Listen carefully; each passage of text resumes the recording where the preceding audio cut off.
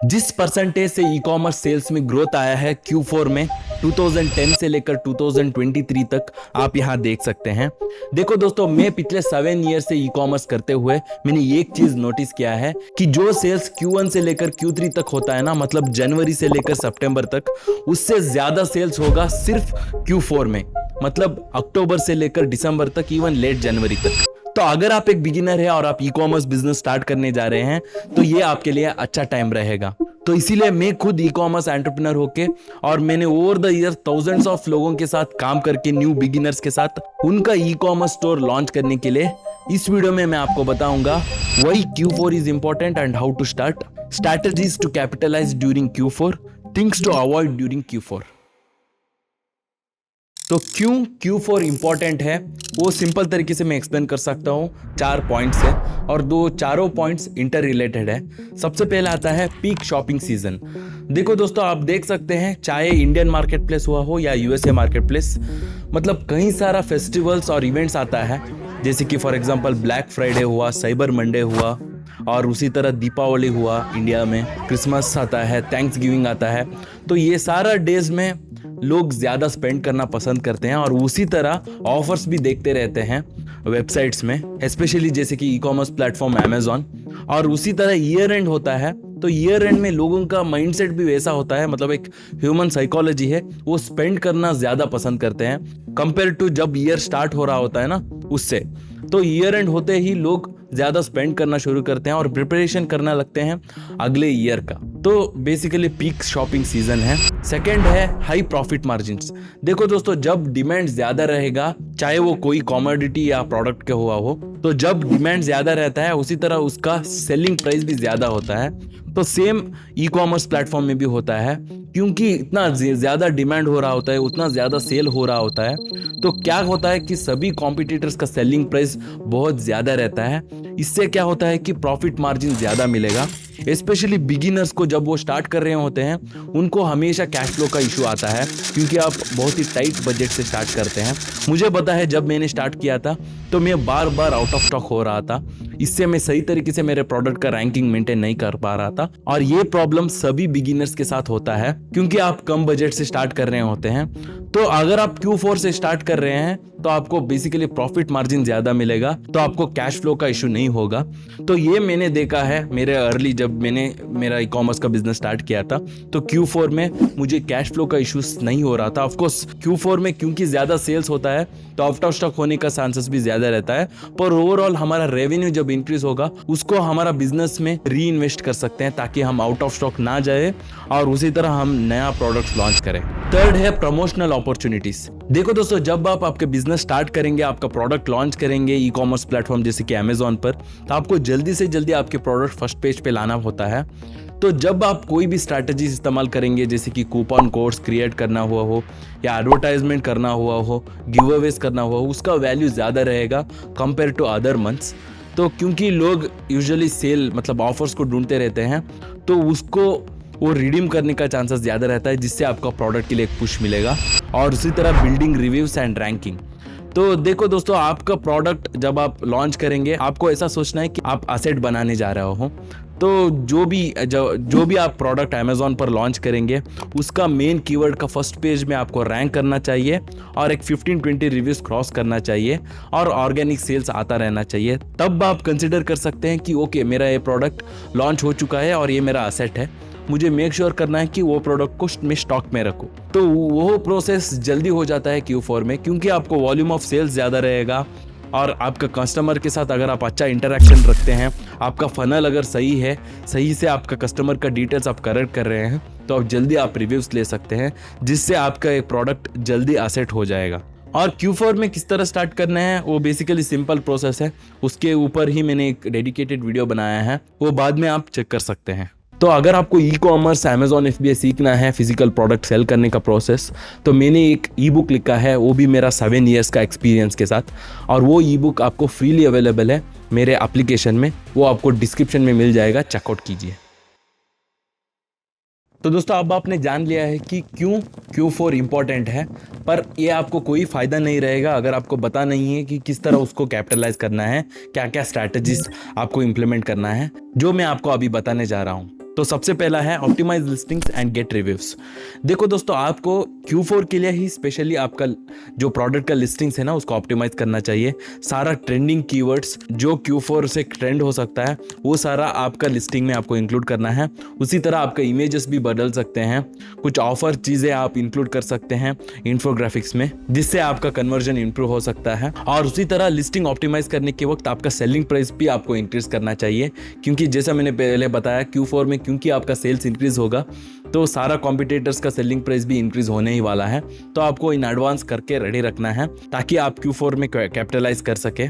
और उसी तरह आपके प्रोडक्ट का लिस्टिंग पे रिव्यूज भी लेना है अगर आप एक नए सेलर है तो आपको पता ही होगा जब भी आपके प्रोडक्ट आप लॉन्च करेंगे तो आपको उसको फर्स्ट पेज पे रैंक भी करना होगा, और उसमें वन ऑफ द पहला स्टेप आता है रिव्यूज लेना। कई सारा लोग क्या करते हैं, बिगिनर्स, वो प्रोडक्ट लॉन्च करने के बाद एक्सपेक्ट करते हैं सेल्स आने का। उस तरह नहीं होता है, आपको प्रोडक्ट को फर्स्ट पेज पे भी लाना पड़ता है और उसमें पहला स्टेप रहता है रिव्यूज लेने का। मैं तो यही सजेस्ट करूंगा एटलीस्ट आपको 7 रिव्यूज तो लेना चाहिए। उसके बाद ही आप इंप्लीमेंट कर सकते हैं एडवर्टाइजमेंट का, गिव अवे का, कूपन कोड्स क्रिएट करने का। तो वो आपको पहले ही रेडी रखना है स्पेशली Q4 में, तभी आप आपके कॉम्पिटिटर से एक कदम आगे रहेंगे। तो उसी तरह हमारा सेकंड स्ट्रैटेजी है लेवरेज एडवर्टाइजमेंट एंड कूपन्स। देखो दोस्तों, मैंने जैसे पहले स्ट्रैटेजी में कहा था कि आपका सेलिंग प्राइस आप इंक्रीज करने वाले हैं तो आपका मार्जिन बेसिकली इंक्रीज होगा, जिसको आप यूटिलाइज कर सकते हैं ज़्यादा एडवर्टाइजमेंट चलाने का और उसका बजट इंक्रीज करने का, जिससे हर जगह आपके प्रोडक्ट दिखे।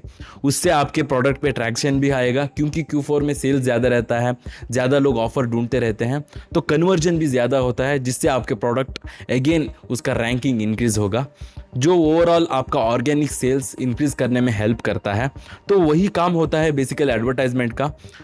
तो मैंने कहीं सारा वीडियोस में कहा है, ई-कॉमर्स प्लेटफॉर्म जैसे कि अमेजोन पर आइडियली एक अच्छा प्रोडक्ट का 50 to 70% ऑर्गेनिक सेल्स आता है, 20 to 30% एडवर्टाइजमेंट सेल आता है। तो वो 20 to 30% एडवर्टाइजमेंट सेल भी बहुत ही इंपॉर्टेंट है। अगर वो आप नहीं चलाते हैं तो अगेन आपका कॉम्पिटिटर्स जो चला रहे हैं वो एडवर्टाइजमेंट, उनको एक अनफेयर एडवांटेज मिल जाएगा। और आप बेसिकली एडवर्टाइजमेंट चलाने से जो आपको एडवर्टाइजमेंट के थ्रू सेल्स होगा उससे आपका रैंकिंग इंक्रीज होगा, जिससे आपका प्रोडक्ट हर कीवर्ड पे अलग अलग जगह आपके प्रोडक्ट दिखने लगेगा, जिससे अगेन आपको ऑर्गेनिक सेल्स इंक्रीज होगा जहां पर आपको प्योर प्रॉफिट है।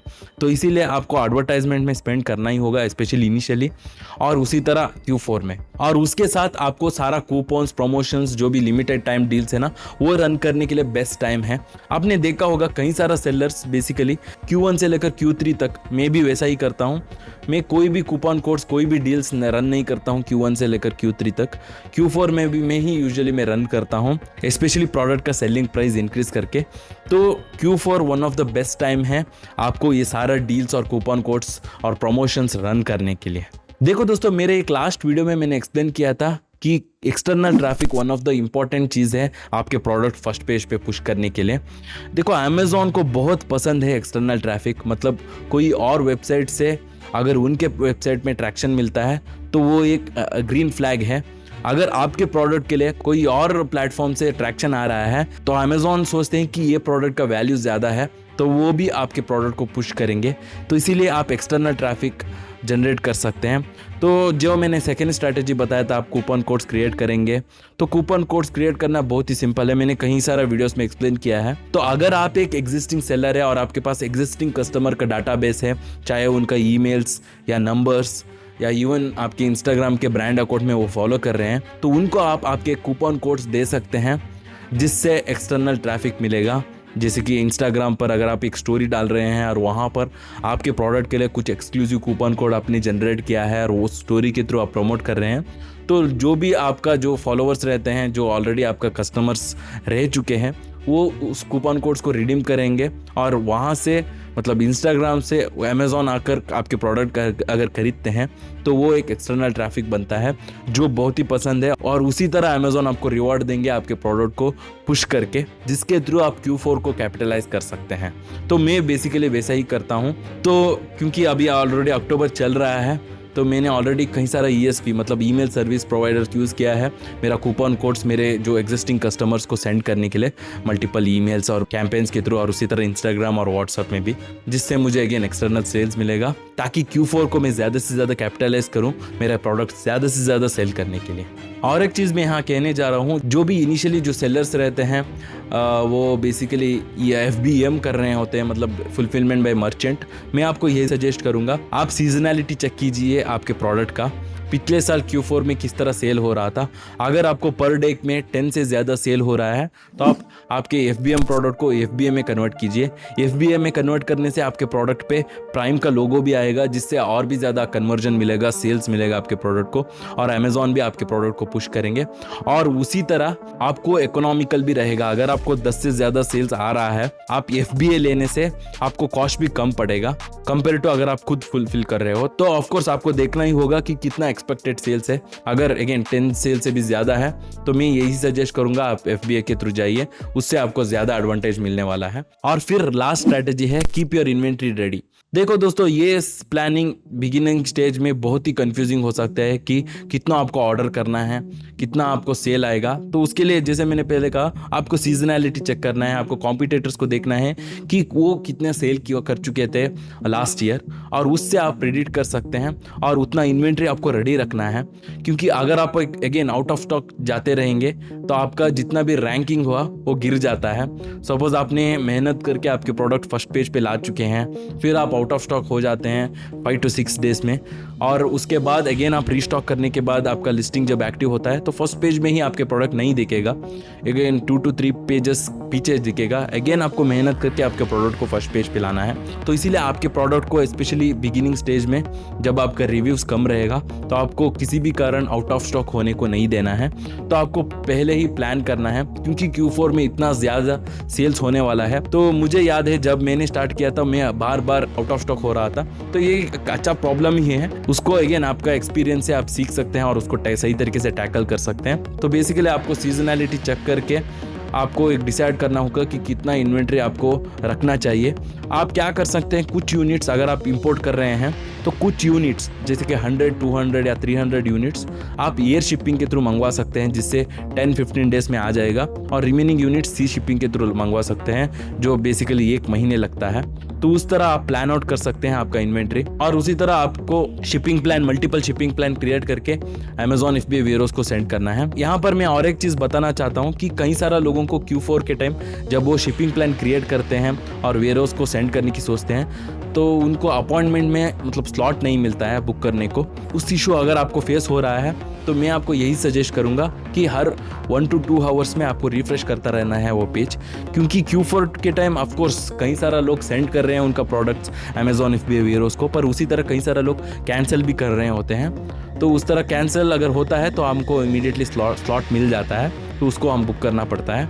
तो मैं भी वैसा ही करता हूँ। मुझे भी 2-3 दिन पहले जब मेरा शिपमेंट में सेंड कर रहा था मुझे स्लॉट नहीं मिल रहा था, तो मैंने भी वैसा ही किया। फिर अराउंड 3 PM मुझे एक स्लॉट मिला, तो मैंने इमीडिएटली उसको बुक किया।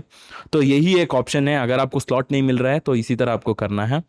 और आपको मेक श्योर करना है कि आप इन्वेंट्री एडवांस में रेडी रखें। तो दोस्तों, अब आपने जान लिया है कि Q4 कितना इंपॉर्टेंट है और उसी तरह क्या क्या स्ट्रैटेजीज है, पर आपको उसी तरह थिंग्स टू अवॉइड भी जानना है, क्योंकि कई सारा लोग हैं स्पेशली बिगिनर्स और इवन एग्जिस्टिंग सेलर्स कुछ थिंग्स करते हैं जिससे उनको Q4 से एक्सपेक्टेड रिजल्ट्स छोड़ो मतलब वो लॉस में भी जा सकते हैं। तो इसीलिए मैं यहाँ 2 थिंग्स एक्सप्लेन करने जा रहा हूँ। एक है कंप्लीट बिगिनर्स को जो स्टार्ट करने जा रहे हैं उनका ई-कॉमर्स बिजनेस, और सेकेंड है एग्जिस्टिंग सेलर्स को जिनके पास ऑलरेडी उन्होंने कुछ प्रोडक्ट्स लॉन्च किया है। तो सबसे पहले न्यू बिगिनर्स को एक थिंग्स अवॉइड करना है स्पेशली Q4 में, अवॉइड लॉन्चिंग ट्रेंडिंग प्रोडक्ट्स। देखो दोस्तों, जब मैंने स्टार्ट किया था, अगर आप मुझे फॉलो करते हैं तो आपको पता ही होगा, मैंने 2017 में फिडजेट स्पिनर लॉन्च किया था। तो फिडजेट स्पिनर बेसिकली एक ट्रेंडिंग प्रोडक्ट है। तो मैं हमेशा यही सजेस्ट करूंगा कि आपको ट्रेंडिंग प्रोडक्ट अवॉइड करना है एज ए बिगिनर। पर फिर भी मैंने 2017 में फिडजेट स्पिनर लॉन्च किया था, और ऑफकोर्स मैंने फिडजेट स्पिनर से बहुत ज़्यादा प्रॉफिट भी किया, जिससे मुझे बूस्ट मिला और मैंने डिसाइड किया कि मैं ई-कॉमर्स बिजनेस आगे तक करूंगा। पर मुझे वो प्रोडक्ट लॉन्च करके एक चीज़ पता चला कि ट्रेंडिंग प्रोडक्ट का हमेशा जो डिमांड का ग्राफ रहता है ना, एक पिरामिड के जैसा रहता है, ऊपर जाता है और वैसे ही ट्रेंड खत्म होते ही गिर जाता है। तो हमको राइट टाइम पे उसको स्टार्ट करना है। तो मैंने बेसिकली कुछ यूट्यूब वीडियोस, मो व्लॉग्स देखकर मैंने वो प्रोडक्ट, मुझे मिला था वो प्रोडक्ट, फिर मैंने उसका डिमांड सब कुछ चेक करके सही टाइम पे मैं लॉन्च किया था लकीली। तो इसीलिए सही जब वो ट्रेंड ऊपर जा रहा था तब मैंने लॉन्च किया, और ट्रेंड ख़त्म होने को आया, मैंने उस प्रोडक्ट से ज़्यादा प्रॉफिट भी कर लिया था, और मेरे पास सिर्फ एक 100 यूनिट्स बचा था जिसको मैंने ब्रेक इवन पे रख के क्लियर ऑफ किया। पर उसी टाइम पे मैंने कई सारा सेलर्स को देखा है जो थाउजेंड्स ऑफ यूनिट्स जो फिडजेट स्पिनर्स है ना उसको ऑर्डर किए थे, क्योंकि उसका ट्रेंड बहुत ही हाई था, बहुत ज़्यादा सेल्स आ रहा था। पर जैसे ही उनका ऑर्डर आया सप्लायर से, ट्रेंड गिर चुका था और उनके पास लिटरली थाउजेंड्स ऑफ यूनिट्स था जिसके लिए कोई सेल्स नहीं आ रहा था। इवन ब्रेक इवन प्राइस से भी कम रख के भी वो क्लियर ऑफ नहीं हो रहा था। तो यही होता है Q4 में। कई सारा बिगिनर्स क्या करते हैं, वो ट्रेंडिंग प्रोडक्ट्स पकड़ते हैं जो 2 to 3 मंथ्स में सैचुरेट हो जाता है, फिर सेल भी होता है, पर फिर भी उनको वरी करना है कि आगे मैं क्या प्रोडक्ट लॉन्च करूं। और कुछ लोग तो इन्वेंट्री के साथ स्टक हो जाते हैं, तो उससे उनको अगेन लॉस हो जाता है, स्पेशली बिगिनिंग स्टेज में जब उनके पास टाइट बजट रहता है। तो इसीलिए आपको जो भी प्रोडक्ट आप सेलेक्ट करते हैं, थ्रू आउट द ईयर कैसा सेल हो रहा है वो चेक करना है। Q1 में, Q2 में, Q3 में, Q4 में कैसा सेल्स हो रहा है वो चेक करना है। ऑफकोर्स Q4 में ज़्यादा ही रहेगा, पर वो प्रोडक्ट के लिए जनवरी से लेकर सितंबर तक भी सेल्स रहना चाहिए। तो ऐसा प्रोडक्ट आपको पिक करना है। उसी प्रोडक्ट से के साथ तो आप बेसिकली एक पैसिव इनकम, एक एसेट क्रिएट कर सकते हैं अमेजोन पर। तो आप basically as a beginner multiple products launch करेंगे जिससे आपको कंसिस्टेंटली इनकम आ रहा है, फिर जाके आप रिस्क ले सकते हैं ट्रेंडिंग प्रोडक्ट्स लॉन्च करने का। तो मैं बिगिनर्स को यही सजेस्ट करूंगा, अवॉइड लॉन्चिंग ट्रेंडिंग प्रोडक्ट्स। फिर सेकंड पॉइंट है जो एग्जिस्टिंग सेलर्स को, जो मैंने पहले भी कहा था, आपको आउट ऑफ स्टॉक होने को नहीं देना है आपका कोई भी लिस्टिंग। तो उसके लिए कुछ प्रैक्टिसेस है जो मैं आपको बताऊंगा। अगर आपको लग रहा है कि आपका प्रोडक्ट का लिस्टिंग आउट ऑफ स्टॉक होने को आ रहा है, तो आपको पहली प्रैक्टिस ये करना है कि आपका जो भी एडवर्टाइजमेंट कैंपेन है ना उसको पॉज कर देना है। तो उससे आपका मतलब सेल्स तो कम आएगा, पर ऐसा नहीं कि ज़्यादा सेल्स होके आउट ऑफ स्टॉक हो जाएगा, जिससे आपका रैंकिंग बरकरार रहेगा। और उसी तरह आपका सेलिंग प्राइस भी इंक्रीज कर सकते हैं, जिससे आपको जो पर डे के लिए सेल्स आ रहा है वो थोड़ा कम हो जाएगा, जिससे आप थोड़ी आपका लिस्टिंग है ना थोड़ी और दिन तक इन स्टॉक रख सकते हैं, जिससे अगेन आपका रैंकिंग बरकरार होगा। तो मैंने पहले ही कहा था कि अगर आप आउट ऑफ स्टॉक हो जाएंगे तो आपका रैंकिंग पूरी तरह गिर जाएगा, फिर अगेन आप रीस्टॉक करेंगे तो आपका प्रोडक्ट फर्स्ट पेज पे नहीं दिखेगा। तो ये कुछ प्रैक्टिसेस है आप फॉलो कर सकते हैं अगर आपके प्रोडक्ट आउट ऑफ स्टॉक होने को आ रहा है, स्पेशली Q4 में। तो ये रहा दोस्तों, अगर आपको e commerce Amazon FBA sell करने का सीखना है सारा प्रोसेस, तो मेरा इस 7 ईयर्स का एक्सपीरियंस है। मैंने ई बुक लिखा है जिसके थ्रू मैंने सारा प्रोसेस मैंने एक्सप्लेन किया है, वो आपको फ्रीली अवेलेबल है मेरे एप्लीकेशन में। आपको लिंक डिस्क्रिप्शन में मिल जाएगा, चेकआउट कीजिए। और अगर आपको एक 7 फिगर ब्रांड बिल्ड करना है ई कॉमर्स पे 2024, 2025 और आगे जाकर, तो यहाँ पर इस वीडियो पे क्लिक कीजिए और इसी तरह मेरे साथ जुड़े रहे दोस्तों। मैं आपके साथ और भी ई कॉमर्स का नॉलेज और एक्सपीरियंस शेयर करता रहूंगा। तो बस धन्यवाद दोस्तों, फिर मिलेंगे।